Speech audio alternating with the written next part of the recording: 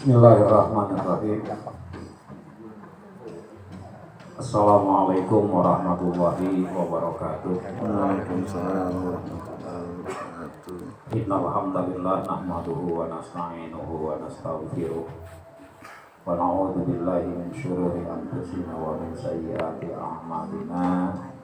May yahdihillahu fala mudilla lahu wa may yudlilhu fala hadiya lahu. Asyhadu an la ilaha illallah wahdahu la syarika lah wa asyhadu anna Muhammadan abduhu wa rasuluhu la nabiyya ba'dah. Allahumma sholli wa sallim wa barik ala sayyidina Muhammad. Sosialisasi kemarin ketika rapat MUI kelurahan dengan para pengurus perwakilan pengurus MUI kelurahan dan kecamatan di pesantren Asia terkait korban penyakit PMK. Gue nggak ngerti penyebab apa gitu. Dari kuku 4 apa katanya? Ke mulut. Pak, terus terang saja, saya juga kaget kemarin 2 hari yang lalu. Saya datang ke sahabat saya Haji Bisri, dia hampir ratusan meninggal mati. Terus sekarang, makanya sekarang itu dia memang PMK ini adalah penyakit binatang, tidak menular kepada, tidak berbahaya kepada manusia, nggak ada berbahaya. Cuma dia menularnya adalah melalui binatang. Kita datang ini ke suatu peternakan informasinya. Nah, kumannya melalui kita. Nah, binatang yang ada di rumah kita yang kaki 4 itu kena. Yang kuku apa? Ya, kaki 4 itu lah. Nah, akhirnya beberapa saran dari beberapa, mudah sih ada vaksin gitu untuk mengantisipasi kalau melihat korban ya Amin 2 atau Amin -1. Sebab kalau jauh hari takut dia beli 2 minggu sebelumnya ditaruh di rumahnya, panitia bertanggung jawab kalau mati bagaimana? Nama saya Amin 2, silakan inden dari sekarang dia taruh di tempat penampungan, di tempat peternakannya gitu kan, biar aman gitu kan, biar aman. Dan dia juga sebasa sudah tertampung gitu kan, luar biasa ini penyakit gitu kan. Kemarin serang COVID usahanya, sekarang sapinya gitu begitu. Itu cepat kok, cepat. Nah, hitungan menit. Itu Pak, kalau sampai harga 25 juta kan bangsa ada limousinnya 2. Limousin itu harga 70 juta udah laku sama 80 juta. Tewas. Tapi memang itu penularan melalui binatang ke binatang. Demikian saya maaf atas segala kekurangan. Bila taufiq wal hidayah. Assalamualaikum warahmatullahi wabarakatuh. Disembelih, hewannya mati, misalkan, siapa yang bertanggung jawab? Apakah kolektor Bapak Lukman atau pengurus yang dalam ini yang akan berkurban atau penjual? Siapa yang bertanggung jawab? Maka harus jelas ijab dan qabulnya. Salah satunya seperti itu. Dan untuk lebih jelasnya nanti akan disampaikan oleh Al-Mukarram Bapak Ustadz Faruk Muhajir selaku Ketua MUI Kelurahan Duren Seribu. Ini juga ada sesi tanya jawab. Mudah-mudahan kita bisa berdiskusi atau saling bertukar pikiran bagaimana teknis nanti pelaksanaan kurban di tahun 2022 ini. Allah mentakdirkan pada kita semua pada hari yang berbahagia ini bisa berkumpul di tempat yang alhamdulillah sangat baik menurut pandangan saya secara pribadi. Ini adalah hasil kerjasama kami dengan kelurahan berkaitan dengan pentingnya hal-hal yang akan disampaikan baik itu dari pihak pemerintahan ataupun dari segi keagamaan. Mudah-mudahan Allah meridhoi acara hari ini, mempunyai keberkahan bagi kita semua. Amin ya rabbal alamin. Bapak-bapak, para asatidz yang saya tidak sebutkan satu persatu, hari Minggu, hari Ahad yang lalu MUI Kecamatan Bojongsari alhamdulillah telah melaksanakan sosialisasi Fatwa nomor 32 tahun 2022 tentang pelaksanaan ibadah kurban khususnya.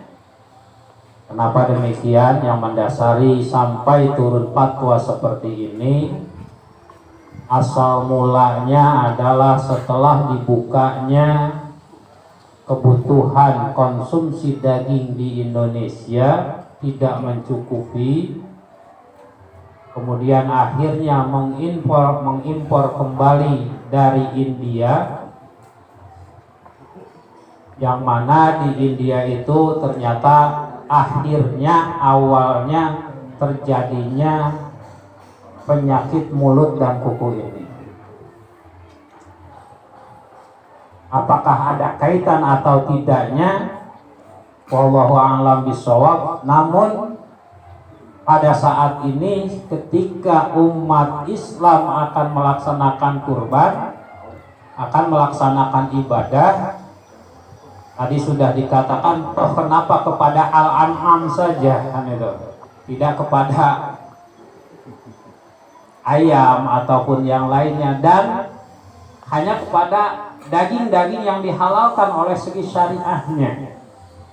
Ya kan, anjing juga berkaki 4, kan itu, kuda juga berkaki 4, tapi tidak sampai terkena PMK. Itu jadi timbul pertanyaan, kan itu. Wallahu a'lam, kita serahkan pada Allah Subhanahu wa taala.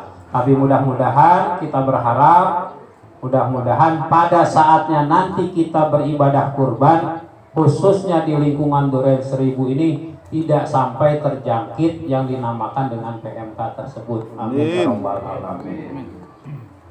Jawa Barat pada hari ini, setiap hari ini membutuhkan 20.000 ton kalau tidak salah penjelasan kemarin, 20.000 ekor untuk konsumsi daging sapi saja. Padahal kita jarang makan daging sapi, tapi di Jawa Barat itu segitu katanya. Sehingga akhirnya karena kekurangan daging, akhirnya mengimpor saat itu, sampai hari ini masih berjalan impor dari India. Awal mulanya adanya PMK.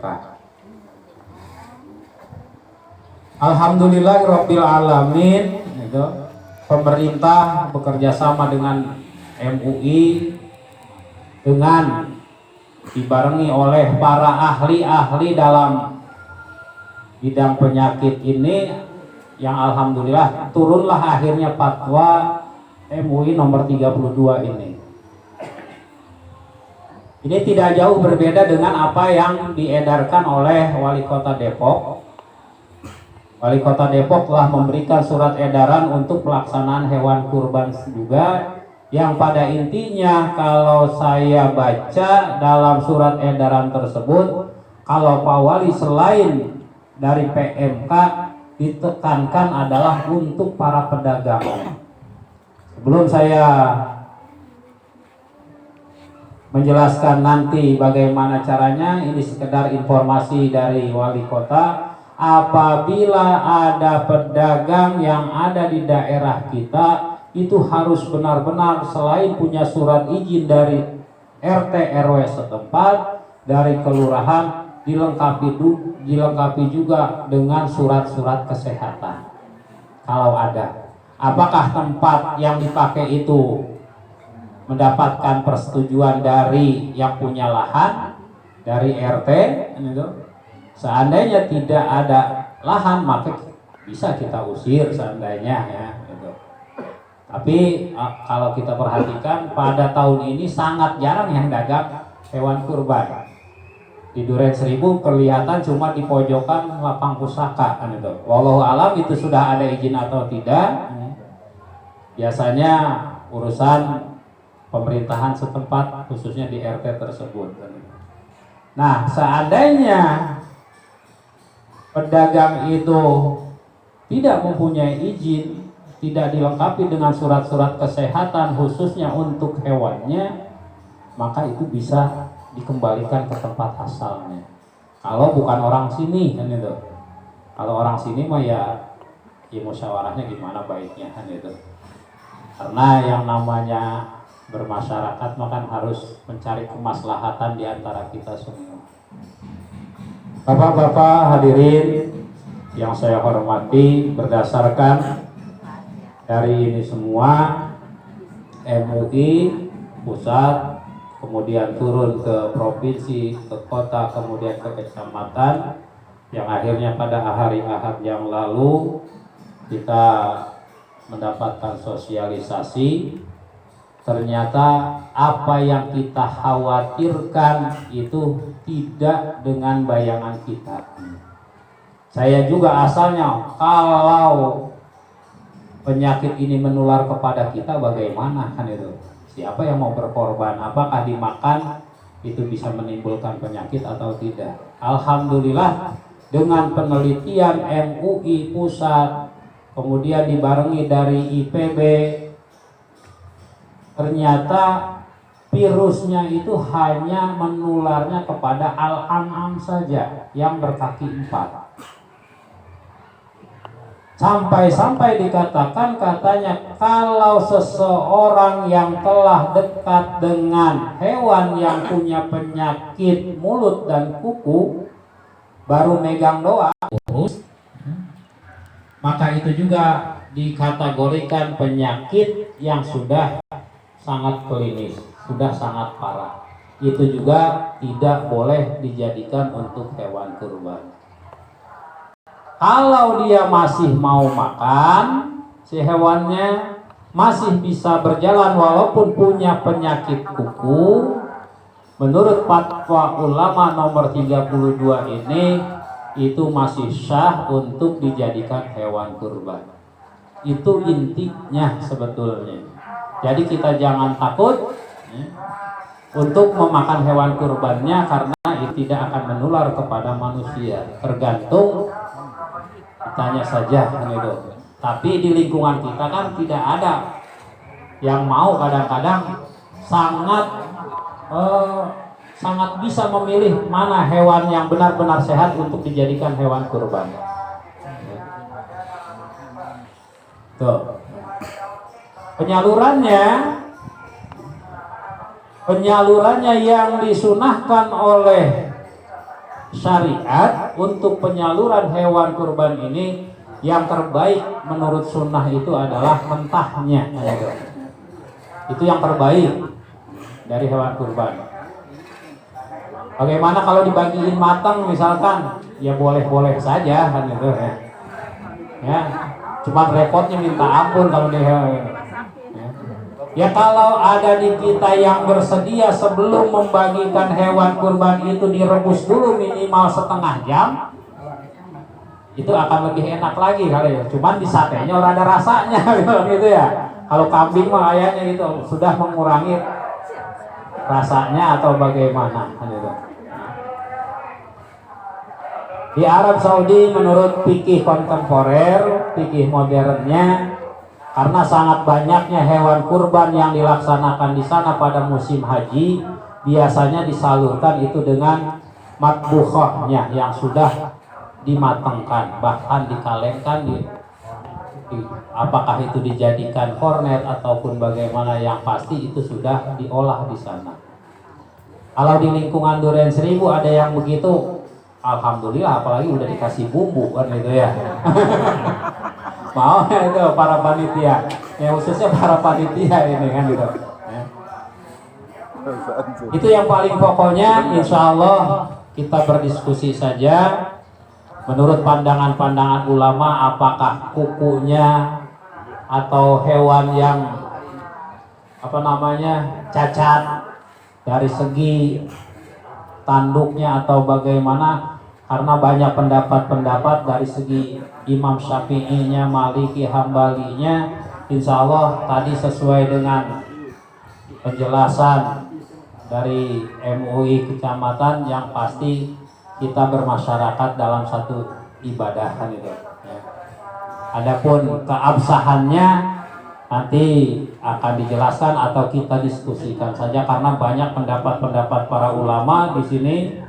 Yang pasti dalam cara penyaluran daging kurbannya yang diutamakan adalah orang-orang yang benar sangat membutuhkan. Yang sangat membutuhkan, mungkin kita tidak begitu perlu atau butuh, ya kita dahulukan fakir miskin kita kalau ada. Dan cara penyembelihannya pun ulama MUI sangat memperhatikan sekali. Jangan sampai terkadang terjadi di kita memotong sapi itu kadang-kadang nyawanya belum habis gitu ya, udah dipotong lehernya, udah dipenggal duluan karena takut gimana. Padahal menurut ilmu kesehatan, selama nyawanya masih ada, yang terbaik itu sampai habis nyawa daripada ruh daripada hewan tersebut, karena dagingnya akan lebih bagus dan akan lebih sehat dari segi kesehatannya. Khawatirnya menurut Imam Al-Ghazali, orang yang menjabhu udhiyah tersebut, orang yang memotong hewan kurban tersebut, kalau seandainya dipotong kemudian baru kejet kemudian langsung dipenggal lagi, diputusin lehernya, ini kematinya itu menurut Imam Al-Ghazali matinya karena dipenggal apa karena dipotong, kan gitu. Jadi satu pertanyaan lagi gitu. Itu dalam Ihya Ulumuddin dikatakan demikian. Sampai ke sananya para ulama dulu, kadang-kadang kita mah jabrah banget kan gitu. Mudah-mudahan tidak terjadi lagi di lingkungan kita nanti. Gitu. Tunggu sampai ya habislah seperti kita motong ayam kan gitu. Jangan dipotong lagi, udah dipotong.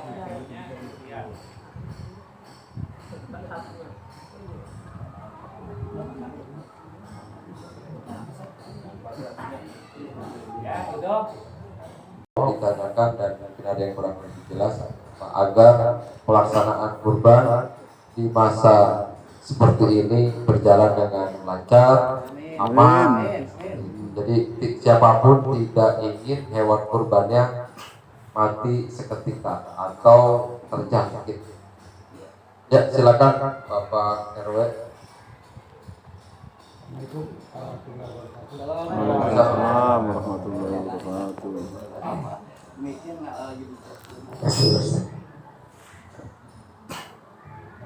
Saya bukan pertanyaan tapi informasi di Takwa. Biasa setiap tahun sini ada Ustaz Nurahmat. Alhamdulillah tahun ini sapi baru terdaftar 14. Baru ya, baru ya. Pengennya 50 ya Pak. Paling banyak kemarin itu 14. Nah intinya insya Allah mengenai hal tadi, masukan dari Pak Sekjen dan Pak Ketua sangat manfaat untuk kita semua. Informasi biasanya kurban dilakukan yang pertama memang mentahnya dibagikan. Kemudian keduanya, yang paling utama yang sering diingatkan, jangankan dipenggal seperti itu, karena hukumnya kena kita bisa termasuk pemotongan 2 kali, bisa termasuk menyakiti binatang. Nah ini itu sudah diingatkan nanti. Dalam hal ini tentunya masukan dari Sekjen dan Ketua tadi sangat manfaat. Nanti saya juga sampaikan, karena Ketua BKM Bapak Haji tidak bisa hadir atau halangan. Insya Allah tentunya informasi ini tidak sampai tapi seperti biasa yang kita Takwa. Yang ketiganya tentunya di samping menyakiti dan memotong 2 kali, kurban ini tidak boleh diperjualbelikan, termasuk sampai kulitnya dan sebagainya. Intinya pembagiannya pun juga bukan mustahil aja, karena sudah melebihi dari kapasitas, siapapun juga bisa menikmati. Dan yang terakhirnya tentunya selalu kami informasikan ke kelurahan berapa jumlahnya dan sebagainya. Saya satu aja dari RW 10 ya, khususnya Sawangelok, Terima kasih. Assalamualaikum warahmatullahi wabarakatuh. Waalaikumsalam warahmatullahi wabarakatuh.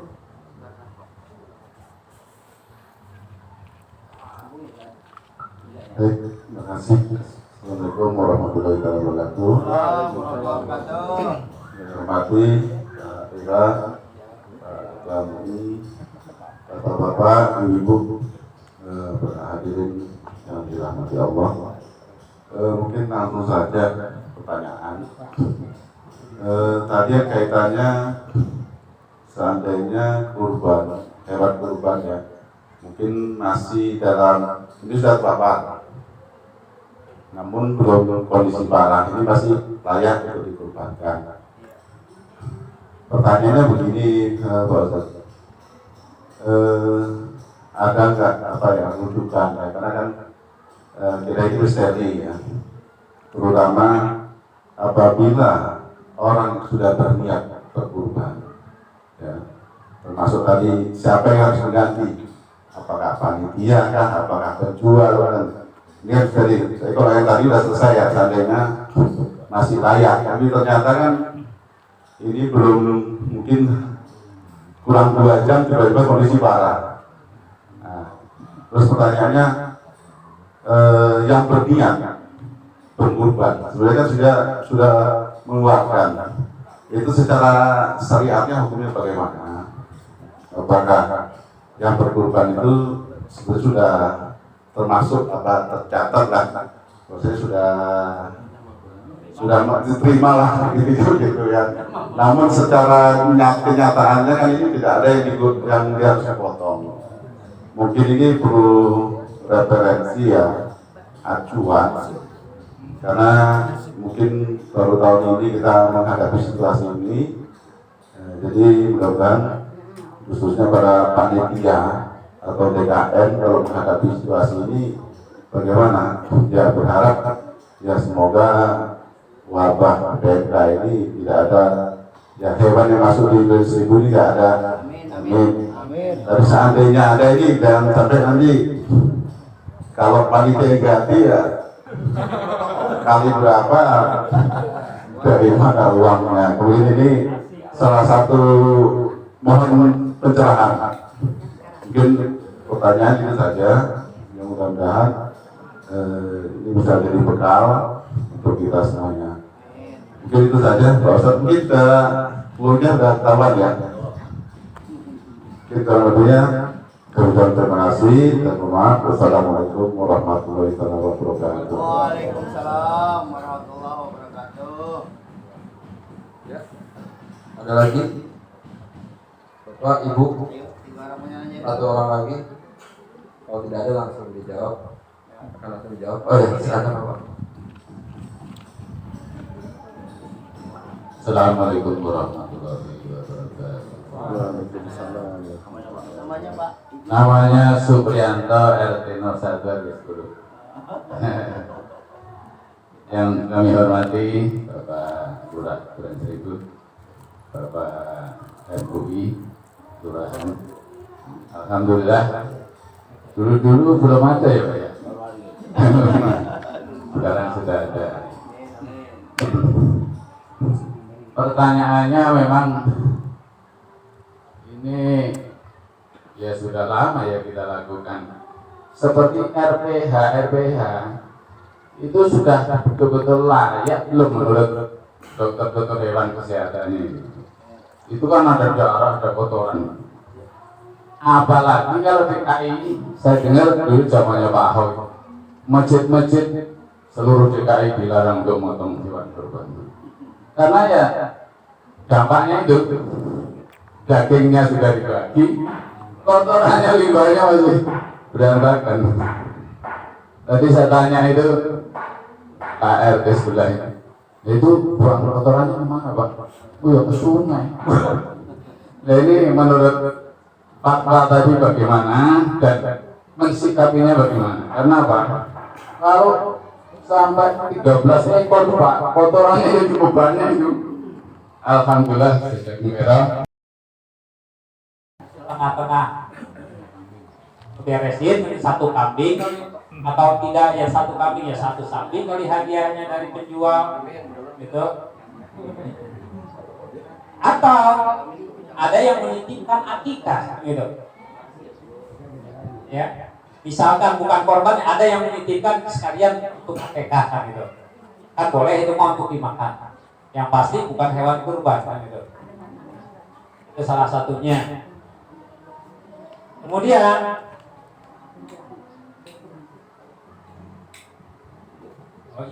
sama ya. Kalau hewan kurban beberapa saat akan dipotong kemudian mati disebabkan oleh penyakit PMK ini, maka si panitia atau si mudhohi yang akan berkurban saat membeli hewan kurban itu harus jelas perjanjian dengan si penjual. Yang pertama untuk menjaga aman, untuk menjaga keamanan. Kita beli misalkan, biasanya kan kita beli ke tukang hewan itu kadang-kadang dititipkan dulu. Ada untuk menjaga keamanan supaya tidak terjadi hal yang disebutkan tadi 2 jam atau setengah jam akan dipotong untuk kurban ternyata mati duluan. Itu yang khawatirnya. Yang terbaik itu adalah ada perjanjian antara pembeli dengan penjual. Salah satunya ada MOU-nya. Seandainya mati bagaimana ini? Gitu. Itu yang terbaik menurut kita. Gitu. Makanya di sini di surat edaran itu, dari surat edaran wali kota itu sangat jelas sebetulnya. Sampai kotorannya juga harus dibagaimanakan. Tempat penjualannya juga harus ada perjanjian bagaimana kesehatannya juga, ada surat kesehatan dari dinas kesehatannya. Untuk menjaga kekhawatiran kita jangan sampai terjadi gitu. Ya mudah-mudahan masih jauh kita untuk itu gitu ya. Yang terbaik itu adalah melaksanakan dengan perjanjian dengan penjualnya yang kurban. Seandainya tidak terlaksana dengan perjanjian tersebut kemudian mati, siapa yang bertanggung jawab? Panitia lumayan kalau 1 sapi kan gitu ya, panitia jebol gitu. Kalau 25 juta pawang ya minimal misalkan 25 juta ditanggungnya oleh panitia ya bagaimana. Tapi kalau menurut saya, menurut dari segi tinjauan hukum kurbannya, innamal a'malu binniyatnya insya Allah gitu. Insya Allah niatnya sudah bagus, mudah-mudahan ya karena madorotnya tidak terpotong kan itu, tidak terpotong, kemudian karena penyakit itu mudah-mudahan niat awal untuk ibadah kurbannya diterima oleh Allah Subhanahu wa taala. Dan sudah jelas, sudah pada mafhum semuanya bahwa hewan kurban itu kan bukan dagingnya atau darahnya, tapi yanaluhut taqwa. Yang diterimanya itu adalah dari segi niat awal untuk berkurban secara ikhlas lillahi ta'ala. Itu mungkin ya, mudah-mudahan nanti ditambahkan oleh Amin Yayat atau yang lainnya. Insya Allah yang paling pertama untuk hal tersebut niat awal kita berkurban, kemudian ada kerjasama dengan penjual. Kalau tidak terjadi hal seperti itu, kita panggil pengurbannya mati sebelum ini ya kita jelaskan saja. Yang pasti niatnya insya Allah kalau kata saya innamal a'malu binniyat. Dapat pahala. Innamal kulit bikin manawa. Ini dong. Nanti akan ditambahkan oleh Pak Amil bagaimana yang biasa tukang gunungnya. Pakar. Terima kasih. Atas kekurangannya saya mohon maaf. Taufiq wal hidayah. Wassalamualaikum warahmatullahi wabarakatuh.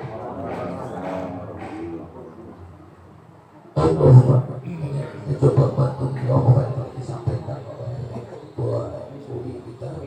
Semoga ini tadi ada hal yang sifatnya pemberitahuan juga pertanyaan sekaligus jawaban terkait di sini. Tapi pertanyaan apa jawaban balik kepada. Nah ini bicaranya fatwa. Bicaranya fatwa, artinya fatwa ini tidak mengikat sampai bagi orang yang tidak bertanya. Fatwa tidak mengikat. bagi orang yang tidak bertanya. Makanya tadi sudah Pak Eko menjawab bertanya apa menjawab. Artinya Pak Eko sudah bawa pemahamannya. Jadi bukan pertanyaan. Iya, informasi dia. Karena tadi ada bahasa harus tidak boleh dua, ya, dan lain sebagainya. Tapi prakteknya di lapangan banyak yang menjual. Nah ini kan tadi itu bahasa artinya itu. Makanya bilang wah ini tidak benar. Tapi kalau mempertanyakan ke kami sebagai MUI, sebagai wadah daripada ulama dan ulama serta cendekiawan, maka kami putuskan sangat mungkin dengan catatan ijab kabul. Tadi harus kita pisahkan antara wakil dan menyerahkan. Ketika kita berwakil, Pak tolong potongkan hewan kurban saya. Ini wakil. Artinya wakil ini tidak punya hak, hanya motong doang. Tetapi saya serahkan, terserah. Itu beda. Artinya ketika ini menjawab juga apa yang disampaikan Pak Ibu. Ketika menyerahkan itu sepenuhnya adalah hak panitia. Juga menjawab tadi ketika ada yang mau dimakan oleh panitia itu sangat boleh. Ketika diserahkan, makanya ketika terima hewan kurbannya harus jelas ijab kabulnya mewakilkan atau menyerahkan. Kalau menyerahkan artinya sebagian kita boleh makan. Karena Pak tidak mengikat, maka silakan Bapak-Bapak lakukan sesuai dengan keyakinan masing-masing. Kecuali Bapak-Bapak bertanya kepada kita akan jawab seperti itu. Tidak katakan diserahkan sepenuhnya, maka itu hak panitia. Kemudian ada kulitnya yang katakan tidak bisa dimanfaatkan atau tidak bisa diperjualbelikan. Itu sudah kembali pada hak panitia. Itu jawabannya. Kemudian yang cepat melihat yang disampaikan berkenaan dengan RPH. Kalau bicara RPH itu apakah memenuhi persyaratan atau tidak, setiap RPH pasti punya izin. Dan izin ini pastinya mengeluarkan adalah aparat atau organisasi terkait. Di dalamnya tentunya ada hal berkaitan dengan dinkes, kemudian juga perdagangan dan lain sebagainya. Dipastikan. Artinya kita berbaik sangka ketika orang sudah berizin RPH, maka RPH itu baik, artinya sah. Nah, berkaitan dengan masalah menghadap kiblat itu tentu apa yang disampaikan Pak Eko adalah sunnah. Nanti kembali pada karena kita di Pak Eko jawab sunnah. Itu pun juga kami juga menyamakan artinya tidak perlu dipersoalkan.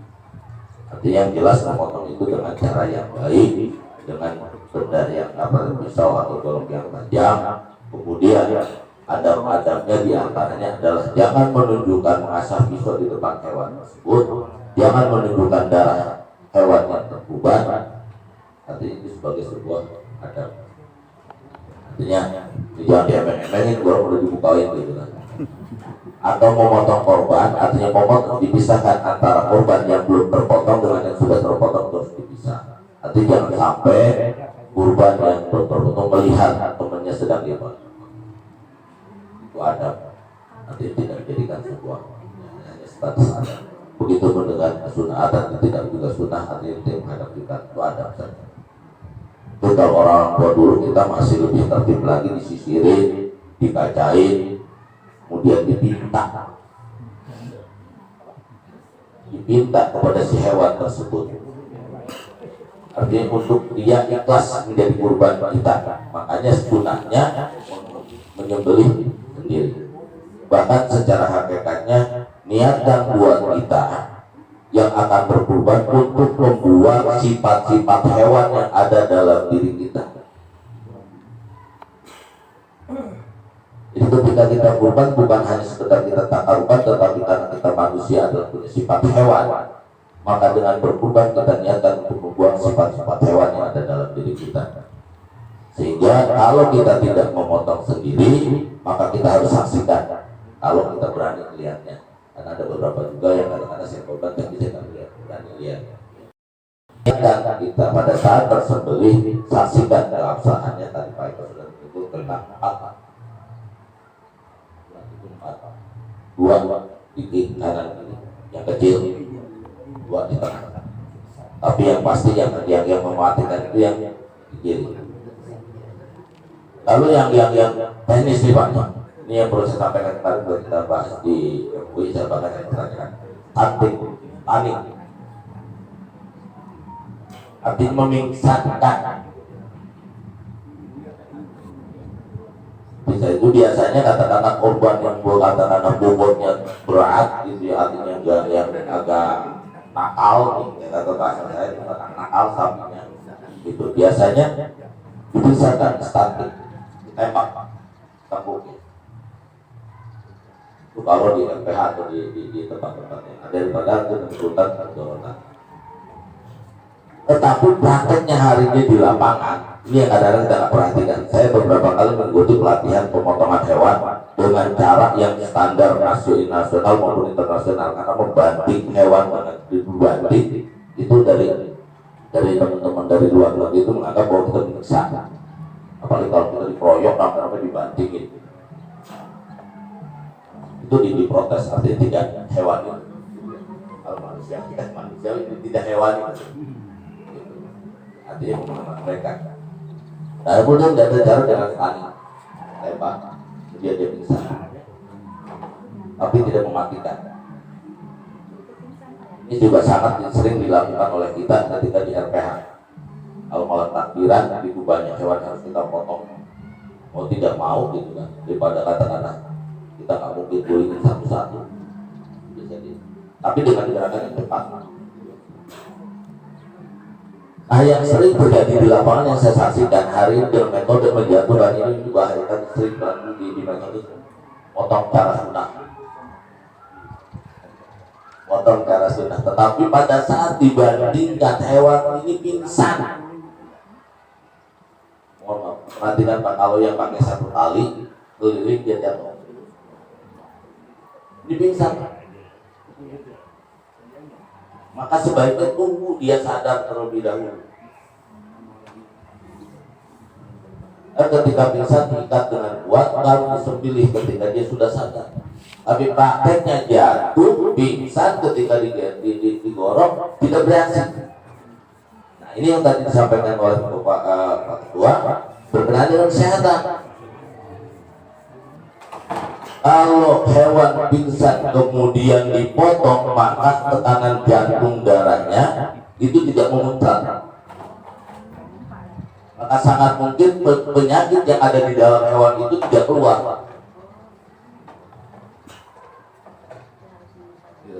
Makanya diharap ketika hewan, makanya kita sepakat walaupun katakan penyiksa, lebih baik secara tradisional dibanting kemudian langsung dipotong. Karena pada saat dia sedang gagah-gagahnya kemudian dipotong, maka darahnya akan keluar, berikut juga penyakit yang ada di dalamnya. Tapi ketika kita lilit, jatuh, diikat, buru-buru dipotong, padahal ini masih dalam kondisi pingsan. Ini maksud termasuk yang menyakitkan. Ada juga yang pakai yang pakai alungan rantai dengan terpulih dia jatuh langsung dipotong. Ini saya kalau karena ini fatwa tidak mengikat, artinya silakan. Yang saya sarankan sebaiknya ditunggu. Belum lagi praktek yang tadi memotong 2 kali, ini sering terjadi. Hewan masih kejat-kejat, udah langsung tengah kepala. Nah, ini yang sering kali kadang-kadang jadi sering banyak yang pertanyaan saya, kenapa hewan itu dipotong bau? Oh, dicatat, yang namanya bau itu bangkai. Yang namanya bau itu bangkai. Tapi saya nggak berani katakan lu belum bisa ngomong. Kalau kita motong hewan bau berarti itu bangkai. Artinya, cuma saya juga kan sangat memikirkan. Artinya tergantung si pemotongnya. Makanya diharapkan ketika motong dengan benda yang tajam, kemudian kalimat Allah tadi syaratnya gitu. Dan dipastikan terputus urat yang kecil di belakang. Mau menjatuhkan tadi, kita sangat penting kita lihat diikat nanti dulu tunggu setelah diikat dengan kuat baru dipotong. Kemudian pada saat katakanlah penyesetan tunggu sampai dia tidak bereaksi, artinya tidak betul-betul habis nyawanya. Dikhawatirkan jadi potong 2 kali hayatnya. Artinya sangat ketika ayam kita potong dia belum mati itu dia punya kemungkinan 1 kali 24 jam tunggu. Mungkinan dia bisa bangun dan hidup lagi. Maka baru besokannya baru kita potong. Ini kadang-kadang punya prakteknya dari pemotongan sapi ataupun kambing masih kecil-kecil bisa jadi saja ini hewan bisa bangun lagi dan hidup lagi. Makanya ditunggu. Artinya ini mohon buat bapak-bapak yang hadir saat ini, tapi lagi-lagi karena ini fatwa tidak mengikat, artinya silahkan ya kita harapkan artinya keabsahan, kesohihan daripada pemotongan kurban. Harapannya adalah bagaimana katakan itu kita kalau yang kita kepada Allah sampaikan soal pembagian dan